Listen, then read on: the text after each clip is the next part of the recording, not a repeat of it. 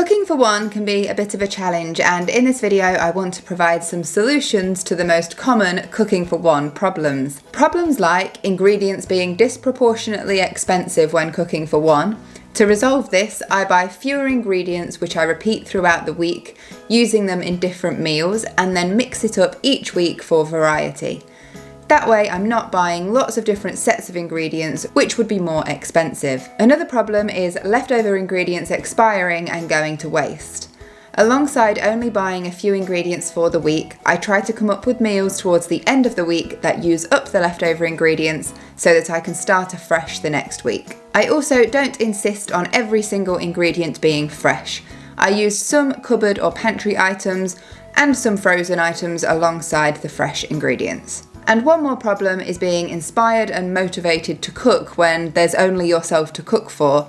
My solution here is to simplify the process, use some hacks, and in the end what I create are nutritious, balanced meals that I love. I've made a previous video in this series including 5 of my favourite wholesome meals from more traditional ingredients, and I'll link that up above if you want to check it out. This time I'm going for 5 meals that are fresh and full of flavour. I'm starting the week with barbecue chicken fajitas. I cook 2 chicken breasts in the oven. There's no need to season them as the 2 meals I'll be using them in have their own seasoning. I'll use one today and one in my meal tomorrow, so I'll pop the leftover one in the fridge. I slice up a pepper. I bought a pack of 3 to use throughout the week, making the pieces quite thin so that they cook faster. I dice up an onion. Again, I bought a whole bag of these and I'll use those over the next couple of weeks. And I sliced up some mushrooms. I bought a carton of these to use throughout the week as well. I sometimes like to add garlic, but this particular week didn't have many meals that would call for it, so rather than having it go to waste, I just left it out this time. I fry these using a few pumps of 1-calorie spray, and in the meantime I prepare a lettuce. I find buying a whole lettuce, I usually go for round, iceberg or little gems, and preparing it at home lasts a lot longer than buying a bag of prepared salad. I'll use this not only in meals throughout the week, but also in my lunches that I take to work. I heat through a couple of wraps in the microwave. I buy the ones that can be frozen so that they don't go to waste, and just take them out of the freezer as I need them. I finish off the veggies by adding some barbecue fajita seasoning alongside the chicken, which I cube and add to the pan. I don't use the whole sachet of seasoning, so I peg it and store it away for another meal. And then it's time to serve. I grated some cheese to sprinkle in my wraps too.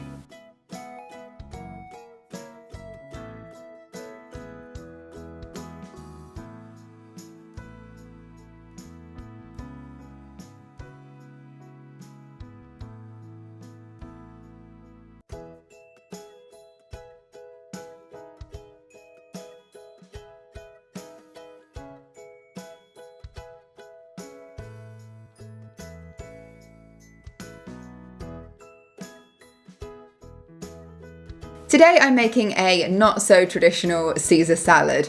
It's just a salad of my favourite ingredients, but I also love Caesar dressing. I also love making a dressing with peanut butter, sweet chilli sauce and lime, which I'll have to feature in another meals video soon. If you would like more meals for one videos, then let me know down in the comments. The chicken I want to add I cooked yesterday with the chicken breast for my fajitas. I also prepped the lettuce yesterday too, so that minimises the amount of effort that goes into this meal. All that's left to do is grate some carrot. I bought a bag of these and I go for the wonky ones or the not perfect ones because they're cheaper, but then you can only get them in the bags rather than buying the single ones. And so I'll try to get through as many of these as I can in the week. But carrots are one of the things I can give to my bunnies in small amounts as a treat if I do have any left over. I cooked some sweet corn from frozen in the microwave and drained some pickled beetroot as I don't like too much vinegar in my salad. And then it was super easy to throw it all together in a bowl and add the dressing, which I cheated because it is store-bought and lasts quite a long while in the fridge. As an optional extra, you could sprinkle cheese on top, but I felt like this was enough for today.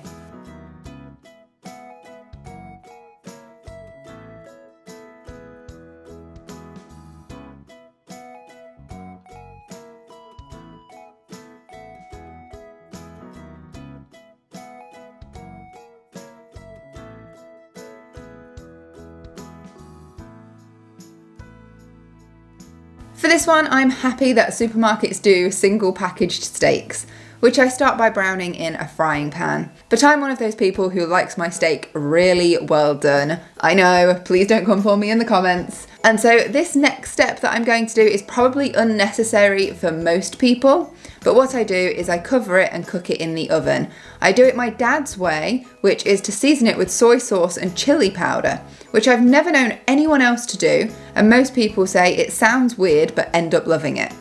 I put it in the oven as I find it stays juicy and tender inside, whereas when I cook it for ages in the frying pan to ensure it is well done, the edges can start to get quite tough and it's not as nice. As we know from my previous video, I love to cook with potatoes, especially making things like potato wedges, which ordinarily I would put as a side with a meal like this. But a whole bag of potatoes wasn't in my ingredients list this week as I knew I wouldn't get through them, and so we cheat, and out of the freezer comes a bag of chips, and I love crinkle cut ones. To use up some of this week's ingredients, I chop and fry some onions and mushrooms, and I'll pop those on top of my steak when it's done. And then it's time to serve on a bed of lettuce and with a dollop of tomato ketchup.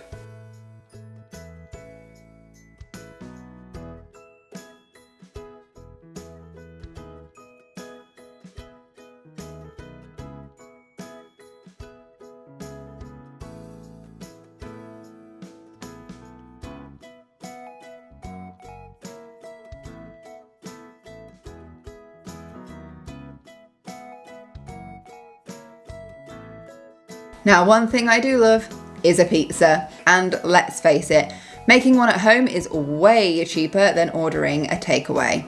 But this is a hack-centric video, and after a busy day at work, I've not got time to be making dough from scratch. So we cheat and we buy one. I forgot I had no flour in the cupboard, and so I had to stretch the dough out in my hands rather than roll it and get it stuck to my worktops. And then I had to shape it to my pizza pan. I got there eventually. I'm going for a barbecue chicken pizza, which mixes it up for me because more often than not, I will go for a tomato sauce as my base. But with chicken and peppers to use up, barbecue just felt right. The chicken is going into the oven on its own to begin with, partly because I've got 2 breasts to cook, one for my lunch the day after tomorrow, and partly because, if I'm being honest, I'm a bit weird about putting raw chicken on my pizza. I prep peppers, onions and mushrooms, slicing thinly again so that they cook quickly. I pop the pizza base into the oven for a few minutes to start it off, because I hate it when the toppings are cooked but the centre of the pizza is still doughy. Whilst that was cooking, I grated some cheese, just using the normal block of cheddar I've been using in other meals and lunches this week. And not worrying too much that it's not a cheese that you typically associate with pizza like mozzarella. I also had a tiny bit of sweet corn left over, so I popped that into the microwave and figured that could go on there as well. Once the chicken was cooked enough that it didn't weird me out anymore, I assembled my pizza with the barbecue sauce pizza topper, a sprinkling of grated cheese, and then added my toppings. I popped it back into the oven until it was cooked and then served. And you might be thinking, that's massive, and yes it was.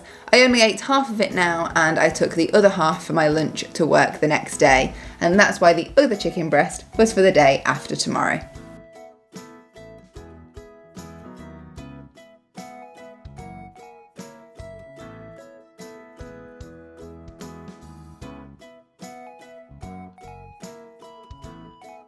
And we know I love a way to use up leftover ingredients so that we really do try to minimise waste, and the way I'm doing that this week is with a stir fry. And a stir fry you can pretty much chuck in anything that you want. I started with frozen minced beef, which I actually opened in the last video to use in my cottage pie. Generally speaking, I like to put chicken in stir fries, but I was really aware that I'd had a lot of chicken this week, so I figured instead I'd go for beef. I used the last pepper from the pack, another onion, and grated up some more of the carrots. I would have included mushrooms, but with 3 meals using them already this week, I'd gotten through the whole carton. I keep a bag of frozen cabbage on hand, as well as frozen green beans, which I cook in the microwave first just to soften, and then add to the stir fry. These are great ingredients to add to the fresh that just give your stir fry a bit more volume. In the meantime, I cook a noodle nest in a saucepan of boiling water. I use dry noodle nests rather than buying fresh noodles so they don't expire and go to waste, and all of the others will sit wrapped up in the cupboard until I'm ready to make my next stir fry, and generally speaking they have quite a good shelf life on them. I use store-bought sauce, whatever I fancy at the time. This one is sweet chilli, and I add it to the stir fry when everything is cooked and just leave it to heat up and finish off, and then I serve.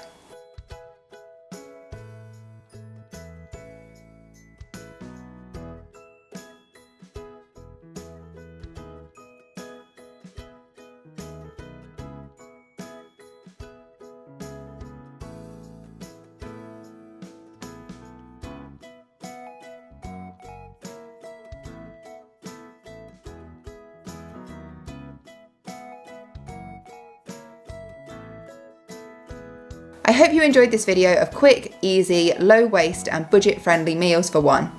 Remember to like the video, subscribe if you're not already, and if you're sticking around for another one, I will pop one on the screen that I think you might enjoy. Until next time, take care. Bye!